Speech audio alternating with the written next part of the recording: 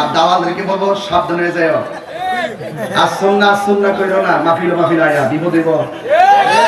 আসুন্না দেবে কত হারাম এনজিও রে, কত হারাম এনজিওদেরকে ওভারটেক করে নাকি আসুন্না ফাউন্ডেশন মানুষের কর্মসংস্থান খুলে দিছে। আমি বলছি হ ঠিক আছে, বেড়া খুলছে তোরা এটা পক্ষে কথা কইস না, বিদ্যুৎ দিন 2 নম্বরই থাকে।